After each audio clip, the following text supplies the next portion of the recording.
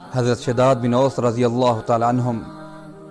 روایت فرماتے ہیں کہ جناب نبی اکرم صلی اللہ علیہ وسلم نے ارشاد فرمایا کہ سب سے افضل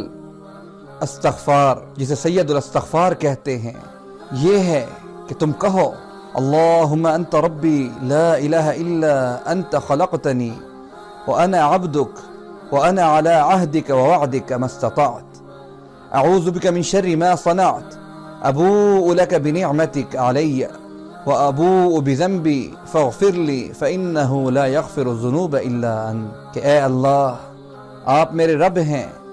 آپ کے سوا کوئی معبود نہیں، آپ نے مجھے بنایا اور میں بندہ ہوں آپ کا، اور میں آپ سے کیے ہوئے وعدے اور عہد پر قائم ہوں، اور اپنی طاقت کے مطابق آپ کی پناہ چاہتا ہوں برے کاموں کے وبال سے جو میں نے کیے ہیں۔ مجھے اقرار ہے اس احسان کا جو مجھ پر آپ کا ہے، اور مجھے اعتراف ہے اپنے گناہوں کا، بس اے میرے اللہ بخش دیجئے میرے گناہ، کیونکہ کوئی نہیں بخشتا گناہ آپ کے سوا۔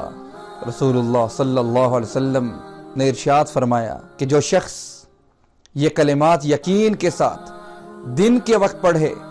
تو شام سے قبل اگر وہ فوت ہو جائے تو وہ جنتی ہے، اور جس شخص نے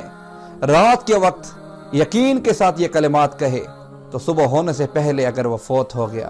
تو وہ جنتی ہے۔